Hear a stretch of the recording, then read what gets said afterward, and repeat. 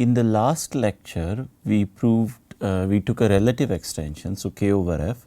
We started with a prime non-zero prime ideal in the lower field F, and we extended to the bigger field K, and we took its prime decomposition. So, each prime factor will appear with some index exponent, and each prime above gives a finite field extension of OF mod P from the number field below, and the degree of this is called residue degree, and we proved a formula for relating the degree of K over F with all these invariants. And we saw that in the special case when K over F is Galois, we get an even better formula. So, today we will continue the study of such relative extensions, but rather than just introducing numbers as invariants, today we will have some groups, subgroups of Galois groups that appear as invariants. Okay, so, let me start with a definition.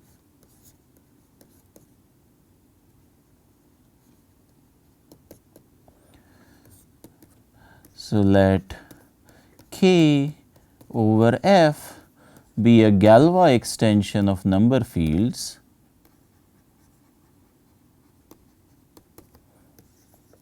so it is a finite extension.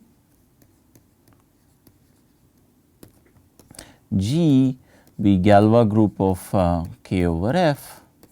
Okay. Then I want to define what is called a decomposition subgroup. So, let P be a non-zero prime ideal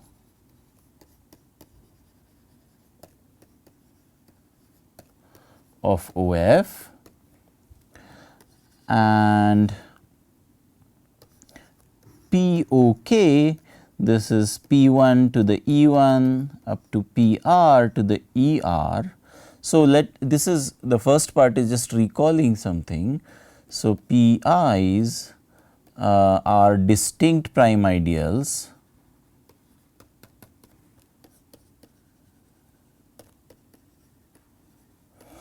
EI is bigger than or equal to 1, these are natural numbers. Then recall that PI is said to be above P and P is below each Pi, right. So, this is what it means to be above and below. Okay. So, so P, let P be a prime, P be a non-zero prime ideal of the field above.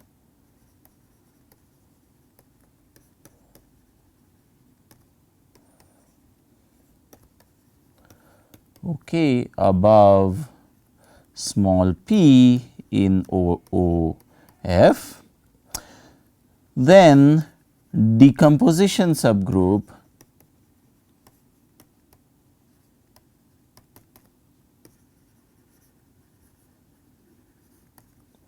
of P is defined as, so this is denoted as G sub P. This is all elements in capital G such that sigma of P is equal to P. Okay. So, we saw in the last lecture that the Galois group G acts transitively on all primes above small p, and I am just taking stabilizer of one of those primes. Okay. All right. So, here is a basic property. Let me write it as lemma. It's a very easy statement. So, let P1 and P2 be 2 primes above P, notation as above. So, notation as above.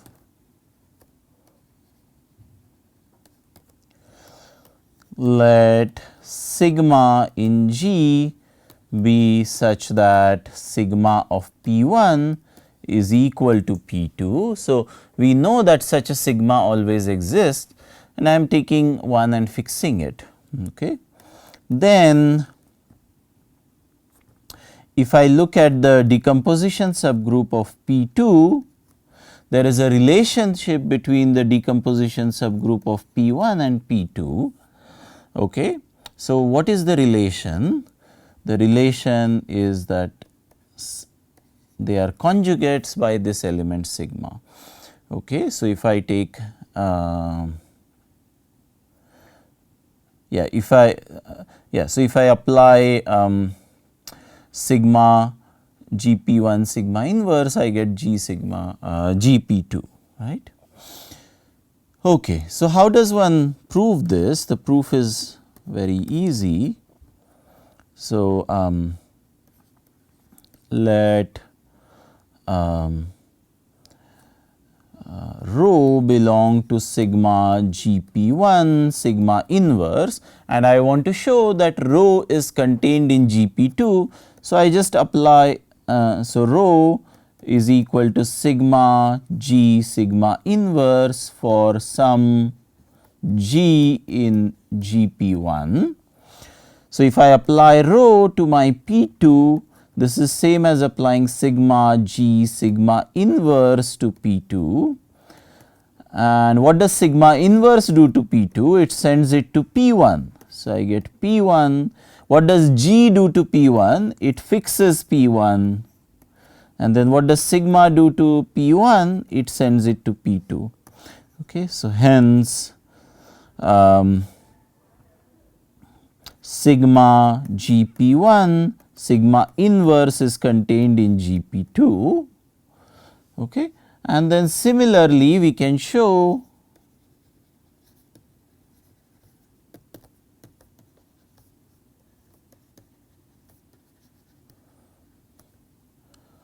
sigma inverse GP2 sigma is contained in GP1, right. So, the other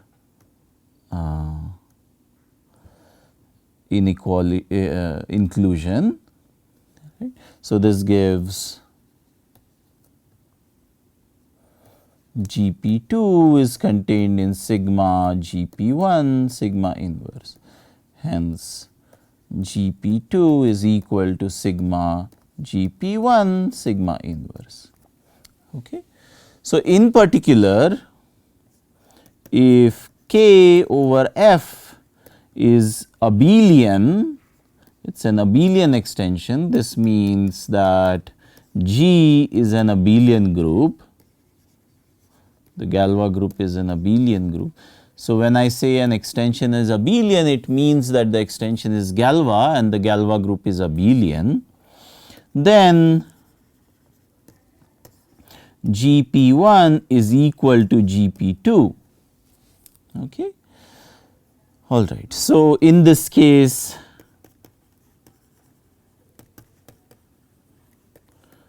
we denote decomposition subgroup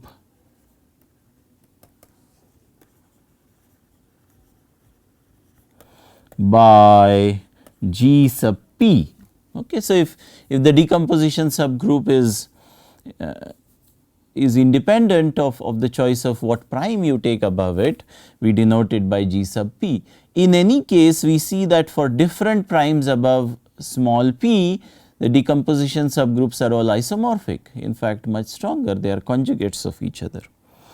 Okay. So, we want to study the decomposition subgroup. This decomposition subgroup is also called splitting subgroup in some of the older text, but now decomposition subgroup has become a standard terminology, and you will see you will not see the term splitting subgroup in a lot of places. Okay. So, here is a lemma which is essentially a corollary of what we proved last time. So, let K over F be a Galois extension with Galois group G. Let H be a subgroup of G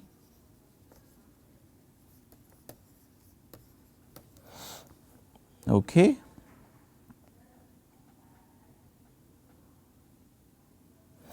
Then we have this kind of diagram. So, we have K and then KH, the fixed field of, so this is the fixed field, right. How is this defined? So, KH is set of all x in K such that h times x is equal to x for all h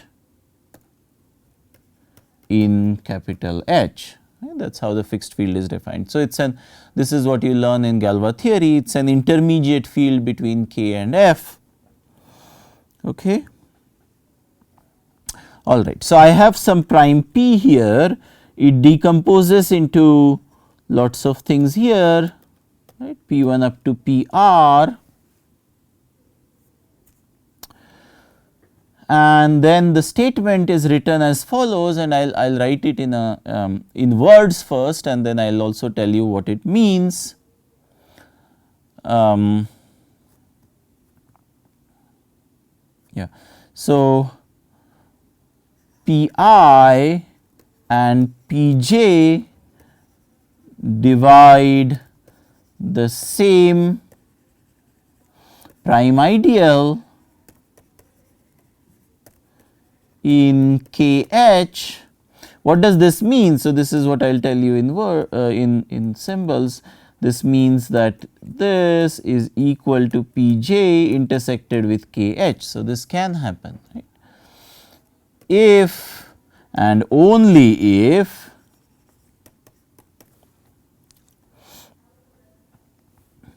there exists sigma in H such that sigma of Pi is equal to Pj. Okay. So, how do we prove this? Well, if Pi is equal to, if sigma of Pi is equal to Pj, let me, okay. So, here is a proof. If sigma of Pi is equal to Pj for some sigma in H, then of course, you take Pj intersected with Kh, this is same as sigma Pi intersected with Kh, which you can rewrite as sigma Pi intersected with Kh, because sigma acts trivially on Kh, and so this is simply Pi intersected with Kh, right. So, if part is clear. Now, conversely,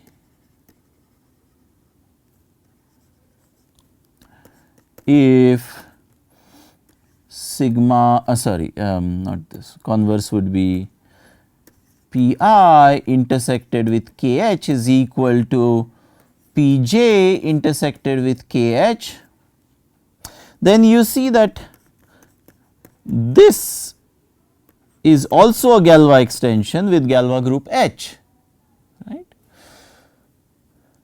Okay. Then Pi and Pj, so I will call this Q,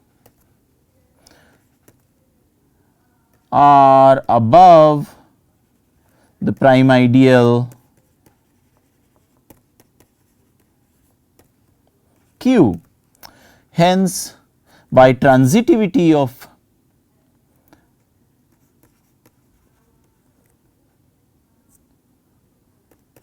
the transitivity result proven last time,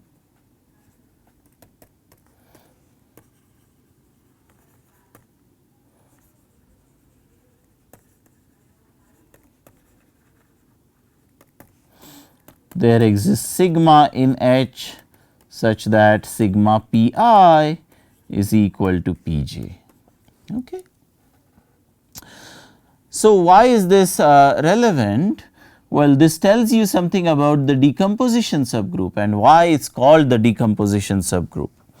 Okay. So, you consider K over F Galois with G equal to Galois group of K over F. Okay, so I have F here, and then I have prime ideal P here, and then I have K here, and P1 up to PR, right. And I look at, so let me call P1 by P, and then I consider K GP to this. Okay. So, the Galois group here is G sub P. Okay. So, K G sub P is the smallest field L such that F is contained in L is contained in K. So, it is between K and L, sorry, K and F, and then P intersected L does not split in K. Okay. So, what this means is all the split, so it can ramify. Okay. So, remark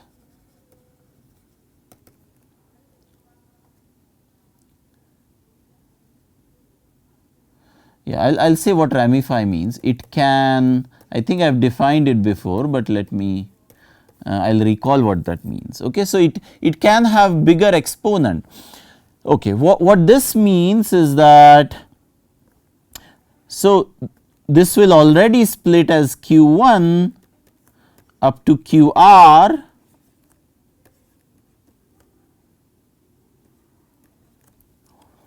okay, and then each of this Pi will just be above Qi. So, all the splitting happens in this decomposition in this field fixed by the decomposition subgroup, and over that you will just have exactly one prime. Okay. It can be, it can appear to some power. So, it can happen, okay, let me kind of say it this way. It can happen that POK, this is P1 to the E1 up to PR to the ER. So, Q1 will become P1 to the E1, Q2 will become P2 to the E2, and so on. So, here Qi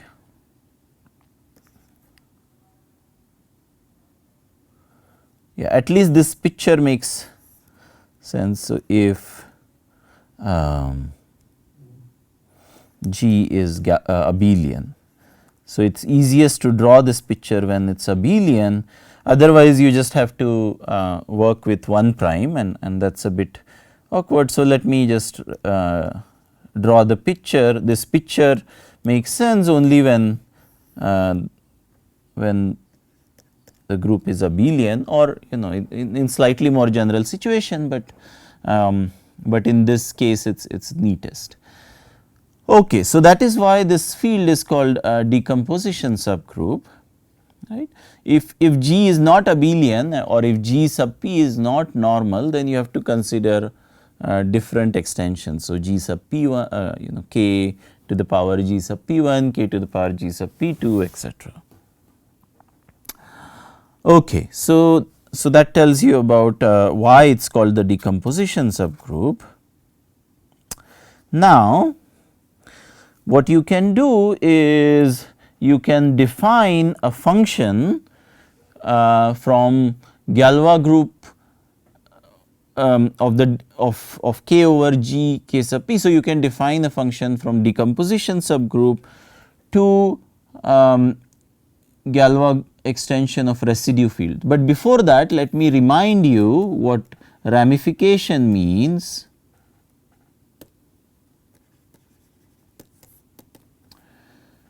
So, if POK is P1 to the E1, PR to the ER, then PI is said to ramify in K over F if EI is strictly bigger than 1. Okay. Otherwise, so if EI is equal to 1, then we say that PI is unramified.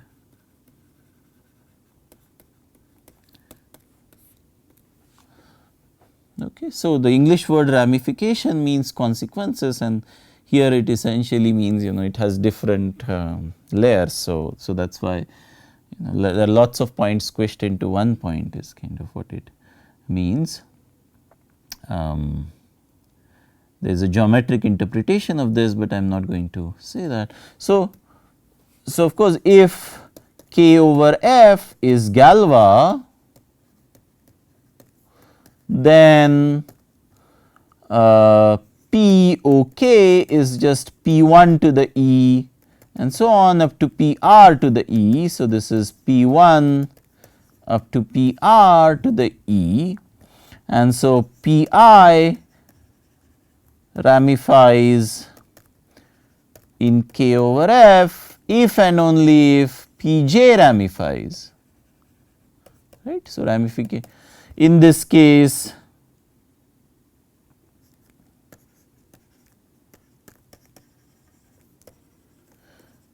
we say P is ramified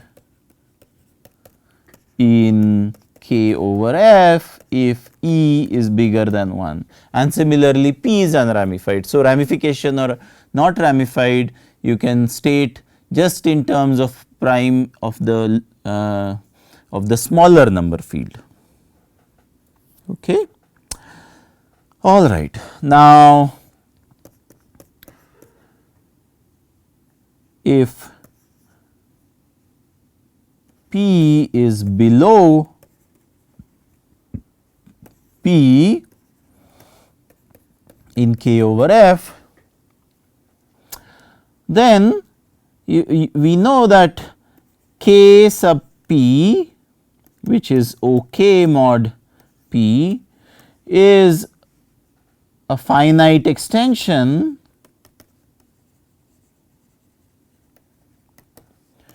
of K, sorry, not this kind of K, of K sub P, which is just OF mod P, and these are finite fields. So, any finite extension is also a Galois extension, right, but we have to further assume that K over F is Galois.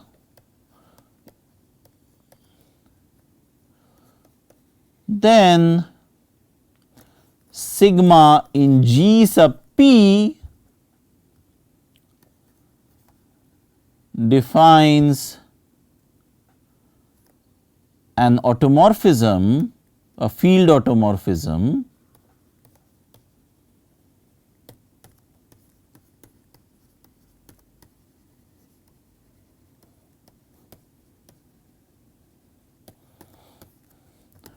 of K sub P. So, how does it do that? Well, you have a map from OK to OK, and then sigma of P is equal to P. By the way, this does not mean that sigma fixes every point of P, it just means as a set sigma takes the set P to itself. Okay. Hence, sigma gives a map from OK mod P to OK mod P, okay, and therefore this. Okay, so, therefore, we get a function which in fact turns out to be a group homomorphism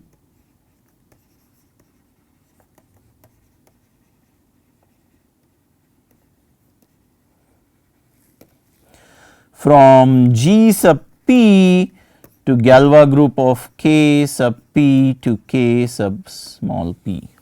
Okay. We do not have such a map from the whole group G, okay. It will only be from the decomposition subgroup, right, because if you take an element of capital G which is not in G sub P, then sigma of P will not be equal to P, and therefore, the map will not descend from OK to OK mod P. All right. So, okay. So, before that let me write down a lemma.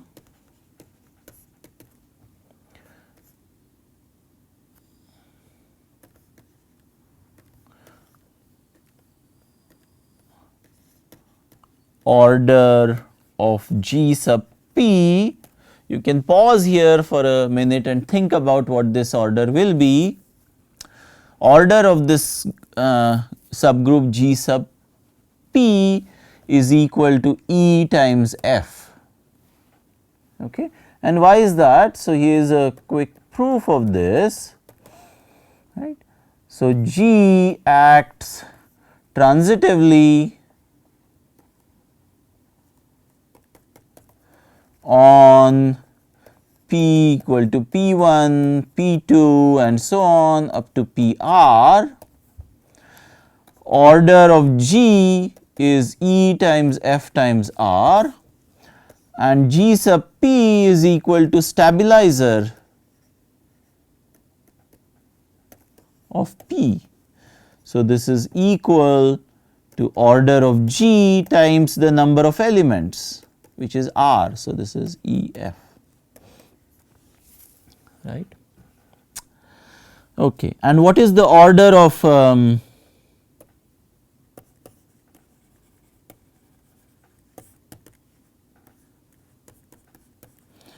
Galois group of K sub P over K sub small p? This is by definition F pretty much, right, because it is the F is the degree of K sub capital P over K sub small p, and in Galois groups the orders match. So, and we have a group homomorphism from a group of order E f to a group of order F. So, at least there is a chance that this group homomorphism could be surjective, and indeed it is surjective. So, here is a proposition.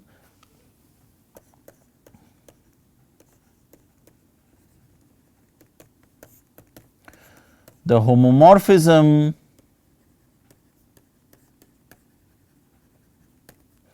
G sub p to Galois group of K sub p to K p defined above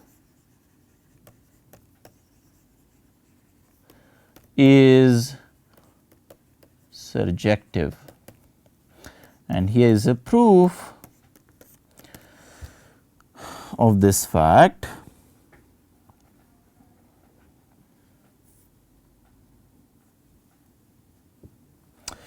Okay. So, oh, by the way, yeah, when I said that it induces a group homomorphism like this, I just showed that any element of GP induces an automorphism of this, but we know that sigma fixes every element of O sub f, right, and so that is why it fixes K sub p pointwise.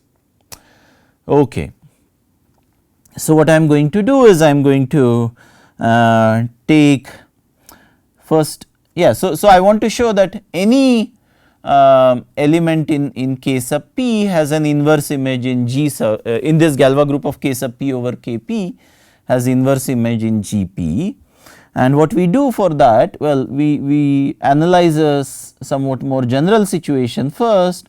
So, let alpha be in OK. Then what I am going to do is I am going to take psi of x to be product over all sigma in G sub p of x minus sigma alpha, right. So, this is some polynomial a priori in K x, but psi of x is actually in G sub k to the G sub p x, right, because each coefficient is fixed by sigma of psi x is equal to psi x for all sigma in G sub p, just by the virtue of how it is defined. right. Okay. So, if I take, let psi bar of x be the image of psi x in k sub p of x. So, in fact, psi bar of x will be contained in k sub small p of x. Okay.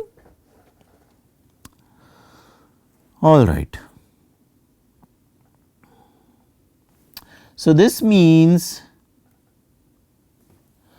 that every conjugate of alpha bar in k sub p is a root. So, every conjugate over k sub small p is a root of psi bar of x. Okay.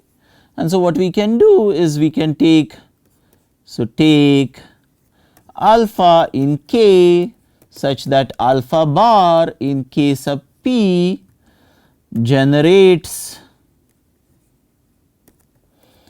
k sub p over k p. This means that k sub p is k p alpha bar, right. So, by primitive element theorem such element always exists. So, this is something you learn in Galois theory, the primitive. In any case, you know, k p is a finite field. So, proving such a thing is much easier than proving primitive element theorem. Okay. And then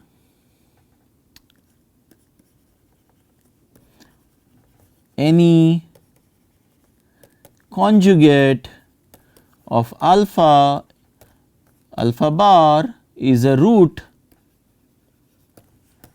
of psi bar of x, hence is of the form sigma alpha bar for some sigma in G sub p. Okay. Therefore, this map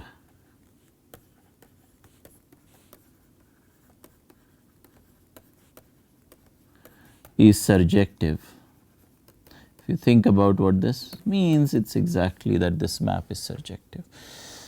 Okay, so, that is all we are going to do for today's lecture. We defined what a decomposition subgroup is. We defined a map from the decomposition subgroup to Galois group of the residue fields, and we proved that this map is surjective. Okay. All right. So, the natural question to ask is this map injective? And of course, the order, we saw what the orders of these respective groups are, and that will itself tell you that this map need not be injective. So, we can ask what is the kernel of this, and is that an interesting object number theoretically, and indeed it is. So, this is called inertia subgroup, and in the next lecture we will study about inertia subgroup. Thank you.